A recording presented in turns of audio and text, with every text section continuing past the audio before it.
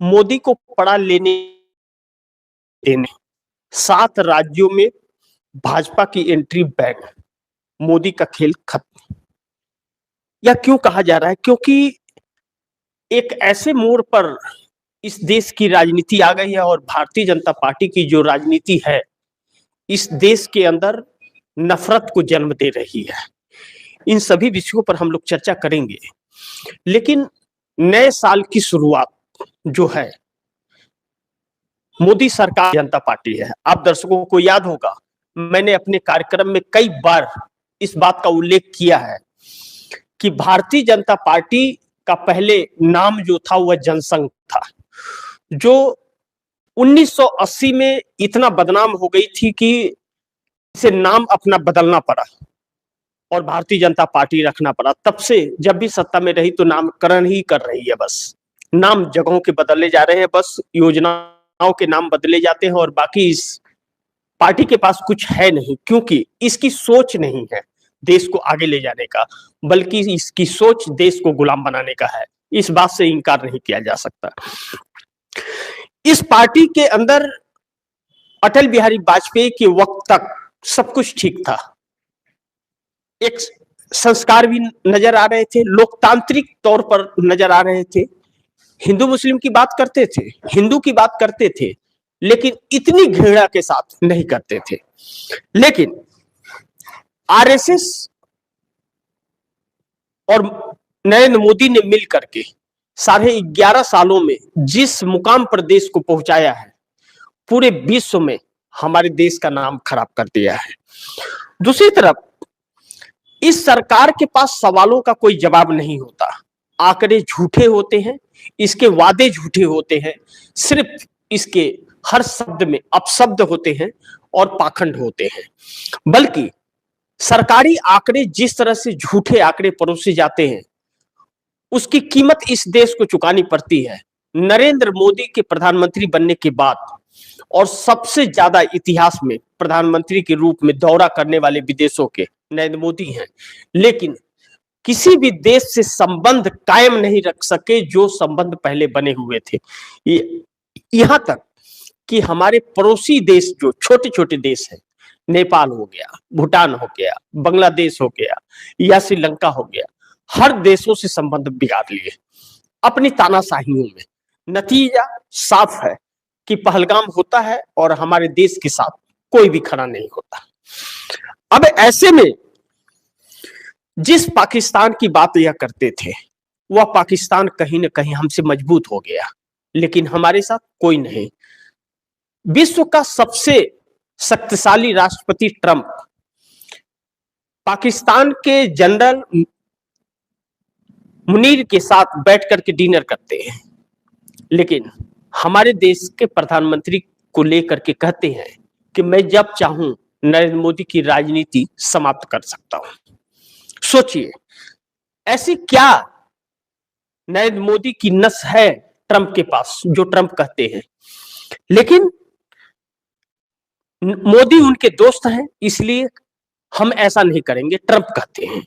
Cease fire को लेकर के जिस तरह ट्रंप ने कहा और चाइना ने भी एंट्री मारी, विदेश मंत्रालय से यह आधिकारिक तौर पर बयान आया कि सीज फायर ऑपरेशन सिंदूर का मैं भी उस मध्यस्थता में शामिल था। अब यह नरेंद्र मोदी की सरकार न तो कोई जवाब देती है इन सब बातों का और न तो कोई बयान आता है, लेकिन जो नरेंद्र मोदी लाल आंख चाइना को दिखाने के लिए कहते थे वही चाइना के कदमों में चले जाते हैं।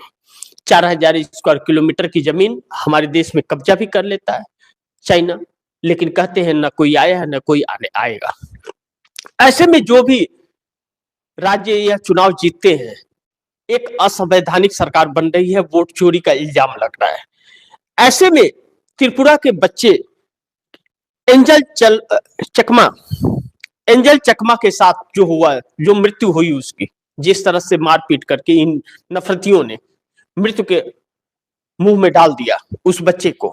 7 सिस्टर कहे जाने वाले आसाम का, त्रिपुरा, नागालैंड, कोहिमा, मिजोरम, मणिपुर, अरुणाचल, 7 सिस्टर कहे जाने वाले 7 सिस्टर में इन लोगों के लिए बैन होता जा रहा है। भारतीय जनता पार्टी को वहां के लोग विद्रोह कर रहे हैं। ऐसे में बड़ी महत्वपूर्ण है कि मध्य प्रदेश के अंदर जहां नफरत के बीच भारतीय जनता पार्टी बोती है, आरएसएस अपना बहुत बड़ा प्रयोग करता है। बिहार में कर रहा है, उत्तर प्रदेश में कर रहा है, पश्चिम बंगाल में कर रहा है, आसाम में कर रहा है, मणिपुर में आप दर्शकों ने देखा, आग में जल उठा मणिपुर, महिलाओं के साथ क्या हुआ वह भी आप लोगों ने देखा। लेकिन मध्य प्रदेश के अंदर 10 लोगों का गंदा पानी पीने के लिए की वजह से मौत हो जाती है, इंदौर की घटना है। लेकिन विजय वर्गीय जो शहरी विकास मंत्री हैं, विजय वर्गीय से जब एनडीटीवी का पत्रकार पूछता है कि आप जवाब दीजिए, सवाल पूछता है, तो वह कहते हैं क्या पोपट सवाल करते हो। यानी कि 10 लोगों की मौत हो गई गंदा पानी पीने से, और शहरी विकास मंत्री कहते हैं क्या पोपट सवाल पूछते हो। सोचिए कि यह लोग किस तरह से भाग रहे हैं सवालों से, लेकिन जय श्री राम कह करके नफरत में पूरे देश को पिरो रहे हैं। लेकिन दूसरी तरफ महाराष्ट्र के अंदर एनडीए में टकराव कम नहीं हो रहा है। एनडीए रहेगा या जाएगा, गठबंधन टूट जाएगा या बचेगा, यह वक्त बताएगा। लेकिन एकनाथ शिंदे हो, अजीत पवार हो, इनके विकल्प के तौर पर शरद पवार और उद्धव ठाकरे को इस्तेमाल करने लगते हैं अपनी सत्ता कायम करने के लिए। और यह नेता भी बिक जा रहे हैं। नेता यह देख रहे हैं कि किस तरह से नफरत फैल रहा है। भारतीय जनता पार्टी ने इस देश में नफरत इतना फैला दिया है, नक्सलवाद का, नक्सलवाद कहती है किसी को घुसपैठिए कहती है, किसी को बाबर का औलाद कहती है, किसी को कुछ कहती है, किसी को कुछ कहती है, लेकिन खुद क्या कर रही है नहीं पता। नफरत डाल करके देश के अंदर इतने बड़ा नफरत डाल दिया। आप दर्शकों ने देखा कि अमेरिका के अंदर जिस तरह से द न्यूयॉर्क टाइम्स ने जिस तरह आरएसएस और नरेंद्र मोदी को लेकर के तस्वीरें छापी और यह कहा कि देश के जीडीपी का बहुत भारी भरकम हिस्सा $13 ट्रिलियन नफरत फैलाने में 10 सालों में इन लोगों ने खर्च कर दिए। सोचिए कि देश को कहां से कहां ला दिए। आज उसका नतीजा कि कोई कहता है बजरंग दल का हूं, कोई कहता है विश्व हिंदू परिषद का हूं। खुलेआम हथियार बांटा जा रहा है घरों में। कहा जा रहा है कि बाबर के औलादों के लिए। कितने मुस्लिम की संख्या है इस देश में, और मुस्लिम क्या किसी की जागीर है? और यह देश क्या आरएसएस वाले की जागीर है? इस देश को बनाने में क्या एक सुई बनाने में भी काम आया है आरएसएस? या नरेंद्र मोदी ने 11.5 सालों में कुछ ऐसा किया, इस देश में कोई ऐसी संस्था बनाई जिससे इस देश के लोगों को रोजगार मिले? नहीं, लेकिन नफरत बांटा है इन लोगों ने। घर घर में लड़ाई करा दिया है इन लोगों ने, हिंदू को मुस्लिम से और मुस्लिम को हिंदू से। मस्जिदों के नीचे जाकर के मंदिर ढूंढते हैं, लेकिन जो मंदिर खंडहर पड़े हैं उनको नहीं देखते हैं, उसको सही करने की हैसियत नहीं है इनकी, लेकिन राम की बात करते हैं। जो खुद राम का मतलब नहीं समझते, अर्थ नहीं समझते, वह राम की बात करते हैं। दुर्भाग्य यह है। लेकिन दूसरी तरफ महाराष्ट्र के अंदर गठबंधन बचेगा या नहीं बचेगा वह वक्त बताएगा। लेकिन बिहार के अंदर प्रशांत किशोर के एक बयान ने राजनीति में भूचाल ला दिया। नए साल में जब प्रशांत किशोर ने कहा कि तख्ता पलट 2026 में होगा, यानी कि नीतीश कुमार जो आरजेडी के दफ्तर पर गए और उनका स्वागत जो आरजेडी दफ्तर पे किया गया, उस दिन से बिहार की राजनीति में एक अलग भूचाल आया है। यह सब अभी चल ही रहा था। जीतन राम मांझी के बयान आए ही थे, उपेंद्र कुशवाहा कह ही रहे थे, नीतीश कुमार एक्शन में थे, तब तक भारतीय जनता पार्टी फिर एक बार घुसपैठ करने की कोशिश करने लगी। भारतीय जनता पार्टी आरजेडी के विधायकों पर डोरे डाल रही है, आरजेडी के विधायकों को तोड़ने की कोशिश कर रही है, लेकिन नीतीश कुमार वहीं बचाने की कोशिश में है। नीतीश जानते हैं कि आरजेडी अगर टूट गई तो नीतीश कुमार का पत्ता साफ हो जाएगा, और आरजेडी अगर नहीं टूटी तो मोदी का पत्ता साफ हो जाएगा। इस बात से इनकार नहीं कर सकते। इस पर हम लोग चर्चा भी करेंगे। लेकिन दूसरी तरफ पश्चिम बंगाल के अंदर जो भारतीय जनता पार्टी और तृणमूल कांग्रेस के जो बोल बिगड़े हुए हैं, एक दूसरे पर रोप प्रत्यारोप खुलेआम चल रहा है। भाभी जी के नाम से संबोधित कर रहे हैं अमित शाह ममता बनर्जी को। प्रधानमंत्री मोदी इसके पहले दूसरी 21 के चुनाव में प्रधानमंत्री ने दीदी ओए दीदी करके हमारे देश के प्रधानमंत्री ने संबोधित किया था। उस वक्त हमारे देश के प्रधानमंत्री रविन्द्रनाथ टैगोर बन रहे थे, लेकिन रविन्द्रनाथ टैगोर तो छोड़िए, उनके पैरों की धूल भी नहीं बन पाए। और आज सबसे डरपोक प्रधानमंत्री के रूप में नरेंद्र मोदी है। और विश्व के अंदर अगर आप गूगल सर्च करें कि इस विश्व का सबसे झूठा प्रधानमंत्री कौन है, तो शायद नरेंद्र मोदी का नाम आएगा। डिग्री का पता नहीं, नियत का पता नहीं, चरित्र सामने है। द न्यूयॉर्क टाइम्स ने छाप दिया है। लेकिन पश्चिम बंगाल के अंदर चुनाव आयोग की मदद से जो भारतीय जनता पार्टी सत्ता गलियारों तक पहुंचना चाहती है, वह मकसद पूरा होगा या नहीं होगा, लगता तो नहीं। तृणमूल कांग्रेस जिस तरह से चुनौती दे रही है नरेंद्र मोदी सरकार को, नरेंद्र मोदी के लिए इतना आसान नहीं होगा। लेकिन यह किसी भी कीमत पर वहां चाहते हैं सत्ता। 123 सीटें तकरीबन पश्चिम बंगाल में ऐसी है जो बहुमूल्य मुस्लिम बहुमूल्य सीटें हैं, जिसके लिए ममता बनर्जी बड़ी मेहनत करती है। बहुत कुछ योजनाएं भी लागू करती है जो पूरे पश्चिम बंगाल को मिलता है। पश्चिम बंगाल के अंदर मुस्लिमों की संख्या ज्यादा है, इस बात से इनकार नहीं कर सकते। और नरेंद्र मोदी और अमित शाह उसी के सहारे लेकर के वहां पर सत्ता में आना चाहते हैं, घुसपैठियों के नाम पर। घुसपैठिए का नाम हो या मुस्लिम लीग का नाम हो, चाहे बाकी बाबर के औलाद हो, जो भी हो, यह लोग वहां पर यही करते हैं। लेकिन सेवन सिस्टर ने जो नहले पे दहला किया है, अब इनके लिए बैंड मणिपुर या जा नहीं सकते, मिजोरम जा नहीं सकते, अरुणाचल जा नहीं सकते, नागालैंड जा नहीं सकते। यह जो इन लोगों के लिए बैंड लग रहा है, इन लोगों ने जो एंजल चकमा को मृत्यु जो हुई है, बजरंग दल वालों ने किया है, मारपीट किया है, यह चीज सेवन सिस्टर के जगह साथ साथ असम के अंदर भी इन्हें भुगतने पड़ेंगे। असम के अंदर हेमंत बिस्वा शर्मा जो 10 साल से मुख्यमंत्री है, सिर्फ घुसपैठ की बात करता है। वह व्यक्ति पहले कांग्रेस में था, अब भाजपा में है।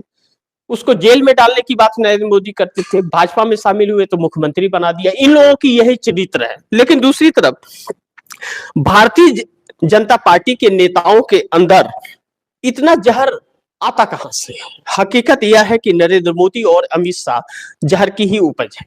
आरएसएस के प्रचारक रहे हैं नरेंद्र मोदी, और आरएसएस ने जैसे यह कहा कि हम इस देश को हिंदू राष्ट्र मान चुके हैं और हम मानते हैं कि हिंदू राष्ट्र है यह, तब से बजरंग दल और विश्व हिंदू परिषद ने जो तांडव शुरू किया है, और यह सरकार तमाशा देख रही है, यह लग गया। द न्यूयॉर्क टाइम्स ने यह खुलासा कर दिया कि देश की सरकार और आरएसएस मिल करके इस देश में जहर डाल रही है और नफरत फैला रही है। और नफरत के लिए देश की बहुत बड़ी जीडीपी का हिस्सा खर्च किया जा रहा है। $13 ट्रिलियन, सोचिए, कम नहीं होता है। तो ऐसे में बड़ी अहम मुद्दे पर हम लोग चर्चा करेंगे। आज 5 ऐसे सवाल हैं जिस पर हम लोग को चर्चा करना बहुत जरूरी है और आप दर्शकों तक पहुंचाना। शुरुआत इंदौर मध्य प्रदेश से करेंगे कि इंदौर में गंदे पानी से 10 लोगों की मौत हुई। सवाल पूछने पर एनडीटीवी के पत्रकार ने बीजेपी नेता विजय वर्गीय के बोल बिगड़ गए। क्यों? विजय वर्गीय शहरी विकास मंत्री हैं, पश्चिम बंगाल के प्रभारी थे चुनाव के वक्त 2021 में, तो भी बोल बिगड़े थे। और वह उसी प्रवृत्ति के तकरीबन है, वह उनके बोल बिगड़े ही। अब शब्दों का उनके जुबान से निकलते हैं, जुबानी होती है। चूंकि शहरी विकास मंत्री है, दुर्भाग्य है महाराष्ट्र मध्य प्रदेश का कि ऐसे लोग शहरी विकास मंत्री और ऐसे लोग, मोहन यादव जैसे लोग मुख्यमंत्री हैं। अब अगर शहरी विकास मंत्री है, उनके क्षेत्र में गंदा पानी पीने से 10 लोगों की मृत्यु हो जाती है और लोग हॉस्पिटल में रहते हैं, तो पत्रकार तो सवाल पूछेगा। लेकिन दुर्भाग्य है कि वही गोदी मीडिया पूछ रहा है जो उनकी भक्ति करता है। कम से कम उसकी जमीर तो जगी। एनडीटीवी का पत्रकार था, उसके साहस की दाग तो देनी पड़ेगी कि गुलामी करते हुए भी सवाल पूछ बैठा। अब ऐसे में जब सवाल पूछा पत्रकार ने कि मौत हुई है, आपका क्या कहना है गंदे पानी की वजह से आपके क्षेत्र में, तो कहते हैं विजय वर्गीय जो शहरी विकास मंत्री हैं, क्या पोपट सवाल पूछते हो? क्या पोपट सवाल पूछते हो? जब अमित शाह से पूछा जाता है कि घुसपैठिए कितने मिले बिहार में या देश में कितने घुसपैठिए, तो कहते क्या पोपट सवाल पूछते हो? अब अमित शाह के यह बोल है, उसे दोहरा दिया है वर्गीय ने। अब विजय वर्गीय बोल दिए तो अमित शाह कुछ कह नहीं सकते, अब मोदी पूछ नहीं सकते। मोदी विजय वर्गीय से पूछेंगे तो वह वीडियो दिखा देंगे अमित शाह का। अमित शाह तो बोले थे, तो मैं भी दोहरा दिया। और यही होता है, नरेंद्र मोदी बोलते हैं तो सब दोहराते हैं। नरेंद्र मोदी बोला मेरी माँ का अपमान हुआ बिहार में, तो क्या ना कि बिहार बंद होने लगा, सब कहा मेरी माँ का अपमान हुआ। यानी कि नरेंद्र मोदी की माँ देश की माँ और बाकियों की माँ क्या है, उसका कोई मतलब नहीं। ऐसे में विजय वर्गीय को लेकर के पत्रकार ने यह कहा कि आप सवालों के जवाब दीजिए, भाग नहीं सकते आप ऐसे करते। उन्होंने कहा कि घंटा सवाल है, यह भी बात कह दी। तो बोला घंटा क्या शब्द होता है, जुबान संभाल करके बात कीजिए। कम से कम पत्रकार ने इतनी हिम्मत तो दिखाई कि जुबान संभाल करके भाजपा के नेता बात करें और मंत्री, अन्यथा पत्रकार सवाल भी पूछ सकते हैं। अब दूसरी तरफ जो चाटुकारिता करते हैं पत्रकार, जो गोदी मीडिया कही जा रही है इस देश के अंदर, आर भारत, आप दर्शकों को मालूम होगा उसके जिस तरह से आर भारत अब सवाल पूछ रहा है, वह अब नरेंद्र मोदी के लिए मुश्किलें खड़ा कर रहा है। लेकिन आर भारत के अंदर एक चीज तो है कि वह प्रायोजित है या वाकई उसकी जमीर जग गई है। अर्नब गोस्वामी जो सिर्फ विपक्ष से सवाल पूछते थे, सिर्फ सरकार की तारीफें किया करते थे, वह अचानक सरकार के खिलाफ कैसे हो गए? क्योंकि टीवी देखना लोगों ने बंद कर दिया है, सोशल मीडिया पे लोग आ गए, और जब से सरकार से सवाल पूछना उन्होंने शुरू किया है, उनका सोशल मीडिया पर फॉलोअर्स बढ़ गया है और टीवी पे घट गया है। तो टीवी पे जो अंधभक्त देखते थे अब नहीं देख रहे, क्योंकि वो सरकार से सवाल पूछ रहे हैं, और सोशल मीडिया पर देखना लोगों ने शुरू कर दिया क्योंकि सरकार से सवाल पूछे जा रहे हैं। आर भारत को यह तो समझ आ गया कि देश की जनता अब टीवी का बाइकआउट कर रही है, टीवी देख नहीं रही है, क्योंकि टीवी पर जो सरकार का गुणगान किया जा रहा है, अब देश की जनता यह समझ गई है कि वह दलाली की जा रही है, यह बात तो समझ गई। लेकिन कहीं ऐसा तो नहीं, क्योंकि यह नफरती लोग बहुत सोच समझ करके, बहुत साजिश के तहत चलते हैं कि आर भारत को इसमें लगा दिया गया हो कि आप सरकार से सवाल पूछिए, ऐसे सवाल पूछिए जिससे सरकार को नुकसान न हो। यह बात हो सकती है, कुछ भी हो सकता है। आप आंख बंद करके आर भारत पर, अर्नब गोस्वामी पर भरोसा नहीं कर सकते। साढ़े 11 सालों में अर्नब गोस्वामी को देखा गया कि अर्नब गोस्वामी ने कभी भी विपक्ष के साथ नहीं खड़ा हुआ, कभी देश की जनता के साथ नहीं खड़ा हुआ, बल्कि दुकान चला रहा था वह व्यक्ति और मोदी को तारीफे को पुल बांध रहा था, मोदी की सत्ता के साथ था। आज दुर्भाग्य है या सौभाग्य है, इसका फैसला आप दर्शक कीजिएगा। लेकिन दूसरी तरफ महाराष्ट्र एनडीए में टकराव बढ़ता जा रहा है, गठबंधन बचेगा या टूट जाएगा? क्योंकि जिस तरह से एकनाथ शिंदे या अजीत पवार इस वक्त एनडीए के अंदर है और इस वक्त टकराव है, यह दिखावा है या चुनाव जीतने की एक नई रणनीति है कि हम अलग होकर के चुनाव लड़ेंगे? यह तो समझना बहुत जरूरी है, क्योंकि इन लोगों के पास साजिशें बहुत होती हैं भाजपा के पास। अब यह लोग देश की जनता को गुमराह करके वोट लेना चाहते हैं। अब महाराष्ट्र की जनता सोचेगी चलो अजीत दादा तो अलग हो गए, चलो वोट दे दो, बाद में अजीत दादा मोदी के कदमों में रहेंगे। एकनाथ शिंदे अलग हो गए अस्तित्व बचाने के लिए कि चलो एकनाथ शिंदे को दे दो, और एकनाथ शिंदे फिर बाद में उन्हीं के कदमों में आ गए।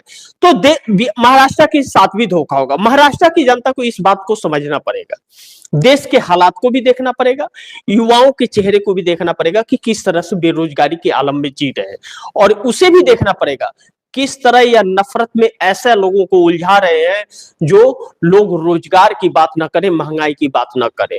आज नया साल शुरू होते ही जिस तरह से गैस सिलेंडर के दाम बढ़ाए गए, सोचिए कमर्शियल पर 111 रुपए का रेट बढ़ गया सिलेंडर पर।